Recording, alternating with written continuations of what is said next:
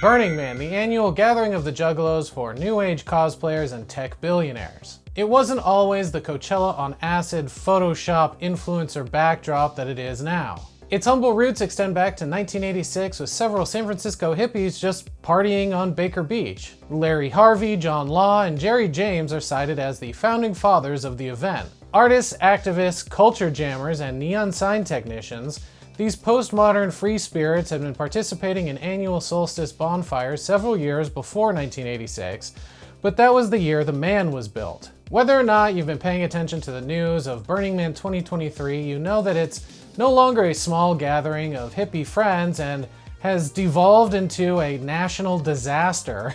TikTok has probably fed you a couple of videos of delusional burners complaining about how the house music wasn't blaring all throughout the night, a complaint that would only happen at Burning Man. All the activities are shut down. We all slept all night with no house music bumping. Or of people hauling ass to escape. Over the Labor Day weekend, rain turned the usually dry desert lake bed into a mud wrestler's wet dream. The National Guard issued a shelter in place for the attendees who got stuck in the extra creamy peanut butter slop, and rumors of an Ebola outbreak spread quickly across social media. And I couldn't feel more apathetic to their plight, as did the majority of the internet.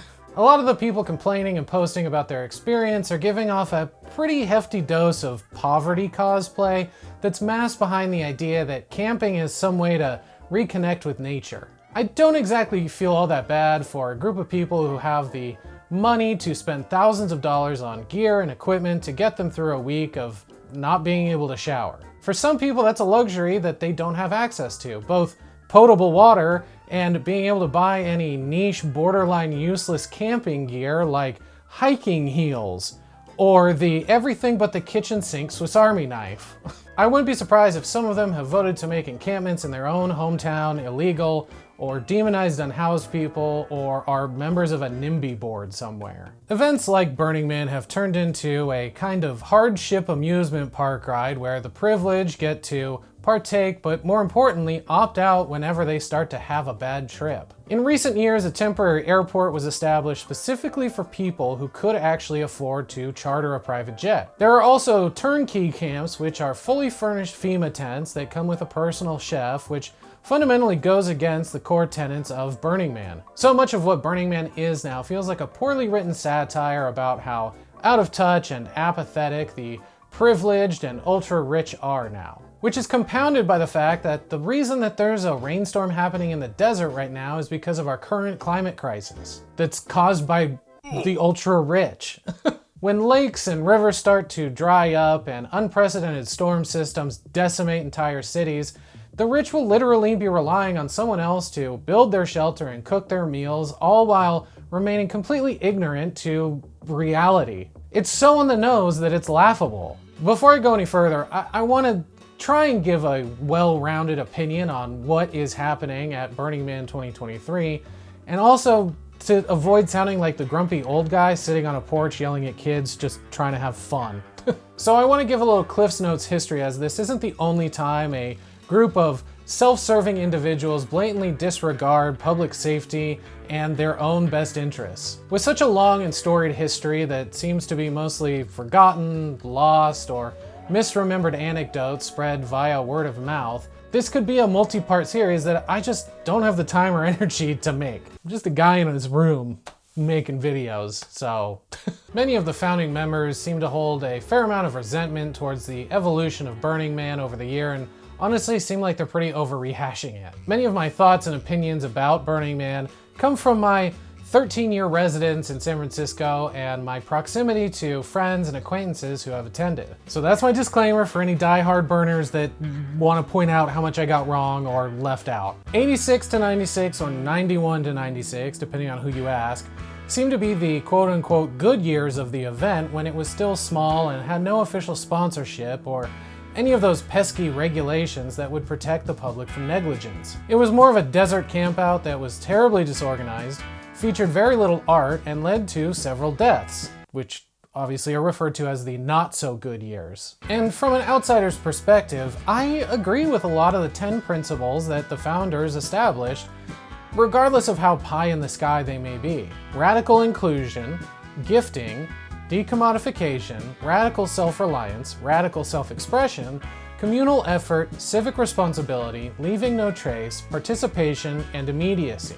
Now these are lovely statements, but they don't really mean anything if there's no plan on how to implement them. In a perfect world, we could put this kind of positivity out there and the people would do the right thing and we'd have a utopia in a weekend. Unfortunately, they don't account for the human condition, tribalism, and greed. Humans are, to an extent, enlightened beings who are still struggling with their inner lizard.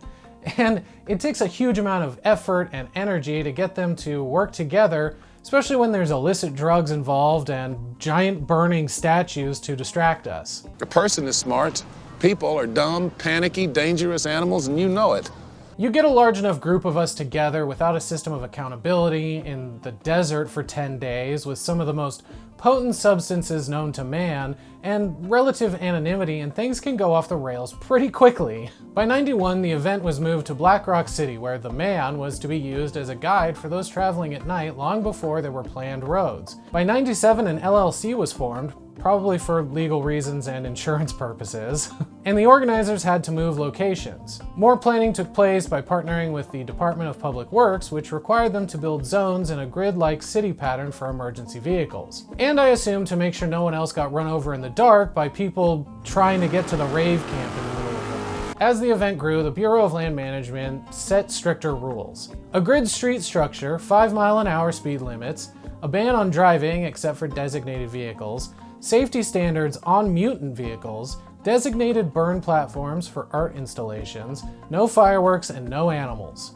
A fence was constructed around the permitted area that was later dubbed the trash fence as it would catch wind-blown debris. Listen, they probably cleaned up all the trash after the event, but just throwing a Snickers wrapper on the ground or losing that blonde dreadlock wig while rolling balls kind of goes against the whole idea of leave no trace and not to trash the place. Like using the trash fence as justification to litter is still shitty. I do, however, appreciate that the attendees never miss an opportunity to turn even the most mundane construction fence into art. And speaking of people getting hurt or dying at Burning Man, one visitor unsuccessfully sued Black Rock City LLC after accidentally getting burned at the 2005 event. The San Francisco County Superior Court granted summary judgment to Black Rock City LLC on the basis that people who deliberately walk towards the man after it is ignited assume the risk of getting burned by such a hazardous object. This is a lot like when a parent tells a kid not to touch the stove because it's hot and it's glowing and red, and then the kid does it anyway. By the event's 25th year anniversary, there was infighting among the members of the Black Rock City LLC, partly due to the formation of a nonprofit called the Burning Man Project. Larry Harvey, the event founder, and other board members decided to turn control of the event and its assets over to the nonprofit after a series of lawsuits and disagreements among board members. This decision was criticized by longtime burner Chicken John Rinaldi. What do you think Chicken John Rinaldi looks like? I want you to hold that image in your head. Is it exactly what you thought? Of course it is. Chicken John argued that the event, which is mostly created by its participants, was being turned into a commodity and sold, and that the participants were essentially paying for the board members' retirement. Harvey and other board members countered that they were trying to safeguard the event and ensure its longevity by creating a framework that could run beyond them. However you feel about corporate sellouts or the commodification of ideas, it's inevitable that when something like Burning Man grows, things will have to change, both for the good and for the bad. There were just too many people attending to use the argument of they're just in it for a quick buck, when the argument of safety for the attendees and participants far outweighs any financial gain that one of the founding members might benefit from. Also, it's their thing. They can do whatever they want with it. Chicken John could have formed his own Burning Man LLC if he wasn't so busy being a quirky musician for the Murder Junkies, a ringleader of Circus Ridiculous, or running for mayor as an elaborate joke. I think Chicken John's criticisms speak to the larger problem of the idealistic nature of some burners who feel they have some kind of ownership over Burning Man and what it stands for, which to an extent they do. I agree that at a certain point all art belongs to the viewer in a personal way and is transformed by its interpretation, dissemination, and alteration. But speaking for all burners, and more importantly on behalf of the founders, by assuming what the right course of action is for your big, dangerous drug campout, without having any knowledge of the inner workings of something as large as Burning Man, is, for lack of a better word, dumb. That energy could be focused on other more important issues. Like, I don't know, running for a government position seriously where you could make real change rather than mock a system that, while flawed, leaves many folks disenfranchised from participating. Or take any one of the hundreds of builders that go to Burning Man every year who construct enormous temples and rolling bars and houses could instead put their skills to better use working with an organization like Habitat for Humanity. But it's way cooler to build a single-use temple of Anematech and set it on fire. I've met and had the displeasure of hanging out with many new age people in San Francisco, and there's this underlying holier-than-thou attitude many of them share about how they're living life the correct way and everyone else is stuck in a capitalist matrix. Which we are, but as I mentioned before, it's easy to make sweeping generalizations when you don't factor in things like classism and racism and inequality, that's what it is, or people with disabilities and medical bills that work that soul-crushing 9-to-5 jobs merely because they get health insurance through it. There's a heaping helping of ignorance, apathy, and intolerance among Gen X and millennial burner hippies. I'm just glad that it seems like Gen Z doesn't give a shit about Burning Man. With the event growing to a ridiculous size, Burning Man was now a money-making machine, and despite the controversies and new regulations being placed on the event, it was still killing people. In 2017, 41-year-old Aaron Joel Mitchell fought his way past a safety cordon of volunteers and firefighters and threw himself into the flames of the man. Mitchell died the next day due to cardiac arrest, bodily shock, and third-degree burns to 98% of his body. While a reputable member of the DPW claims this was the result of a dare to run through the flames, his death was ultimately ruled a suicide. So just how much money is Burning Man making?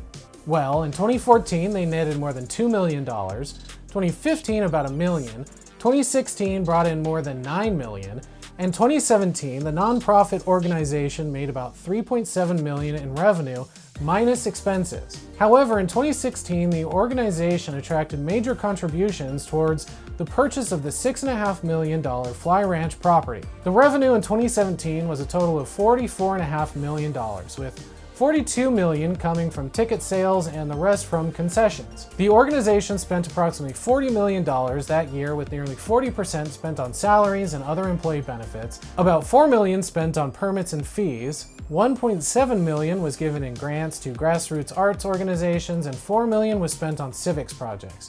The organization also increased its rainy day fund to more than $7 million.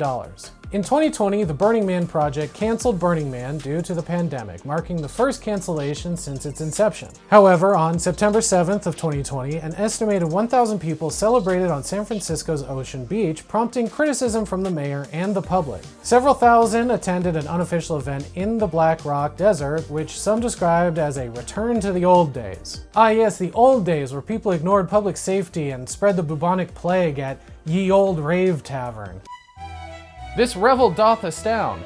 Verily, 'tis an altering of mine very soul. I too partake in such illumination, cuz.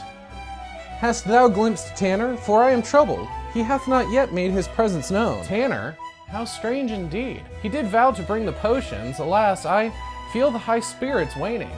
Likewise, methinks a vexing rash has taken hold, perchance due to my clearer senses. Ugh. Does this inflammation appear grievous to thine eyes? Methinks it bears the semblance of a boil, mayhaps the creeping pestilence? We should take our leave for the welfare of those in our company. Hush, 'tis not the Black Death. Thou art too fretful. Lo, I espy Tanner. His potions will no doubt remedy my ailment. Now let the revels commence. I guess the founding tenets of safety, communal effort, and civic responsibility aren't all that important. I mean, there's 10 of them. We could eliminate a few of them. So where are we in 2023? Well, it all started pretty normal for Burning Man if you're into fire carnivals that take design inspiration from Joel Schumacher's Batman and Robin. Despite weather advisories and lots of people insisting you shouldn't attend, people still attended. I didn't even know Burning Man was happening until September 2nd, a full week into the event, when I started seeing videos on TikTok of their rained out campsites. But initially it didn't seem so bad. I've gone camping before where it's rained and, you know, it's less than ideal, but how bad could it really be? Or get?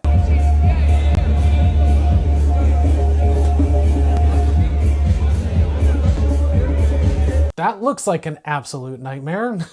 I've been to my fair share of after-hours warehouse parties that were only slightly cleaner than this, where I wished the cops would bust down the door and arrest me just so I had an excuse to leave. I can't imagine being trapped in an EDM tent that the desert is slowly consuming. I'd literally rather die. We're handing out plastic bags for our shoes so we don't get mushy like this like guy. this. Like this guy. This is going to apply a trash bag fashion for the rain. How lovely is it? Look at this, look at this.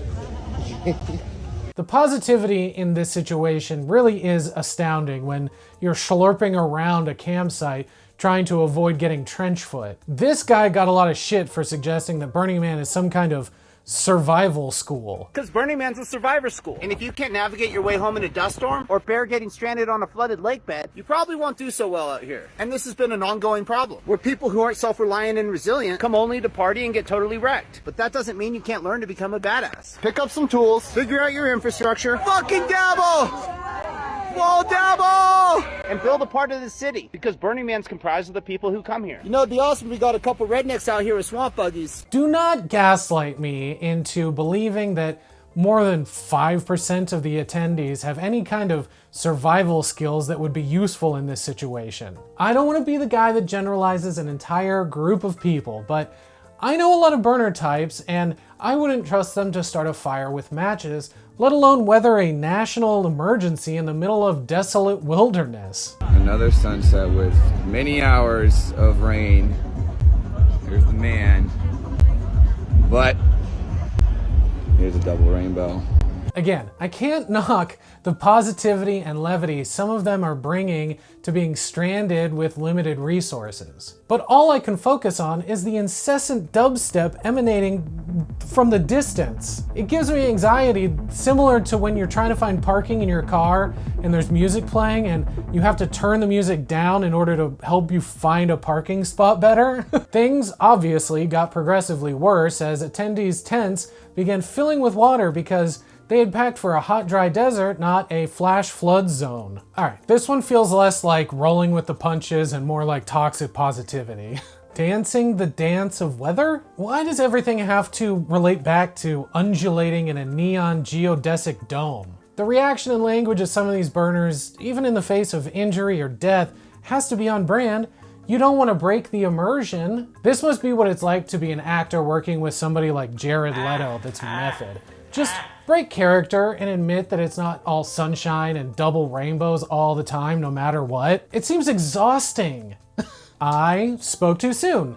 This person was fucking over it and thought their Jeep was gonna get them to safety. What, you think I'm gonna listen to the National Guard and scientists and engineers telling me to shelter in place? I'm having a miserable time because I can't get fucked up inside of a rolling sheet metal octopus that shoots fire out of its tentacles 135 miles from the nearest civilization. Now excuse me while I floor it out of this wasteland. It really seems that some of these people are more upset about the activities and music being shut down than they are about their own well-being or the well-being of those around them. It got so bad that people were comparing it to Woodstock 99 when it got rained out and turned the entire venue into a mudslide of human feces. Despite all this, people were still dancing their little hearts out in ankle-high mud. To call it mud is kind of generous, it's more like clay. You see, the area Burning Man is located in is a dried up alkali lake bed that's less sand and more silt. It's so alkali that it actually dries your skin out to the point that it can crack and leave you susceptible to infection. It can also cause what is essentially a chemical burn, which is where the rumors of some kind of viral infection came from. No one seems to know this, as many people have opted to just walk around barefoot in an absolutely disgusting slop only suitable for a pig. Or, you know, make the most of it and have a little impromptu spa day mud bath. This bullheaded, delusional, idiotic behavior isn't unique to this year's Burning Man though. Since the event has become a capitalist dystopia a la Mad Max, It's been overrun with billionaires escaping the shackles of modern living to get blitzed in a secluded location while co-opting a crunchy hippie aesthetic. And they're usually the first ones to ignore shelter-in-place orders and board the private jet they flew in on. For everyone else, you have to ford the two Burning Man rivers that formed. More celebs are following Diplo and Chris Rock's lead and hoofing it 5 to 6 miles on foot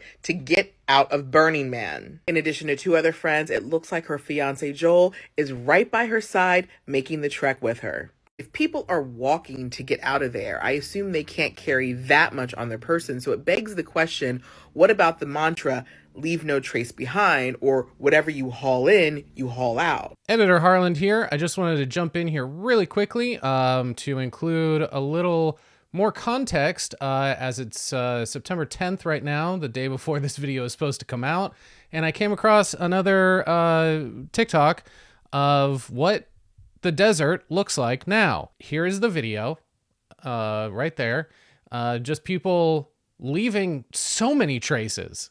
Just all of the traces of bodily fluids, abandoned cars, coolers, and just they've destroyed the desert. They've destroyed it. It's going to take who knows how long for all of the rutting and the tire tracks and the destruction of the desert to fix itself and return to normal. So I thought it was pretty relevant for me to jump in here and re-edit this and add some more proof about how bad Burning Man is and that it should no longer happen. It should just stop. People have ruined it. The dream is officially dead. I don't know what else to say. I mean, I've spent the whole week editing this video, finding all these clips, and it just has pissed me off more and more. So this was kind of the final nail for me. Anyway, don't go to Burning Man. It's bad. Everybody that owns the Burning Man organization should immediately shut it down, which is actually, I left this out earlier in the video, what one of the original founders wanted.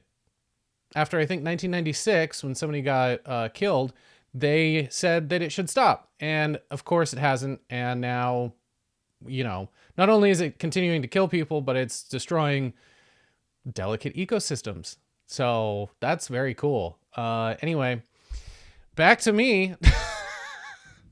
People have been complaining about the influx of the ultra-rich and celebrities and influencers who are going to Burning Man for years. Even myself, who has never gone and will never go. And some people might say, well, you've never gone and you seem to just blatantly hate burners, so you have no place to judge, to which I say, fair enough.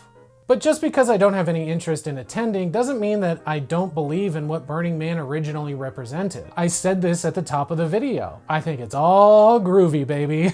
I feel the same way about things like Coachella, or when rich transplants move to a big city and immediately start complaining about how they have to look at unhoused people on the street. My main gripe isn't really even about Burning Man, it's about how rich people bad. And some burners aren't much better. They're so brainwashed by their own experiences of having an enlightening and life-changing time at Burning Man that they think an out-of-touch celebrity is going to fundamentally change as well after having one acid trip in the desert. Look, they posted about how eye-opening Burning Man was on their Instagram. I can only hope that maybe she was changed by Burning Man and will maybe rethink what her priorities, dreams, and feelings might be. That is legit what someone said on Reddit about an influencer making one post on Instagram. You're out of your mind. This is what's called the overview effect, which is characterized as a state of awe with self-transcendent qualities precipitated by a particularly striking visual stimulus. This is the same shit people were saying about Jeff Bezos when he went to space, because astronauts sometimes experience this when they see Earth in its entirety. Maybe he'll come back and give away all his money. And what did he do? You are an astronaut now. And then promptly went back to exploiting the working class. So much for a life-altering experience that changes you for the better. While you might have a life-altering or semi-religious experience at Burning Man, you could also just get plowed to death by a steampunk snail car, or burned alive, or stranded with no food or water. Even when everything goes according to plan, you could still end up getting herpes from not wearing pants while riding one of the communal bikes. Maybe you just get sandblasted in a dust storm while you're freaking the fuck out, or witness one of Mother Nature's most awesome and terrifying phenomenon, the fire tornado.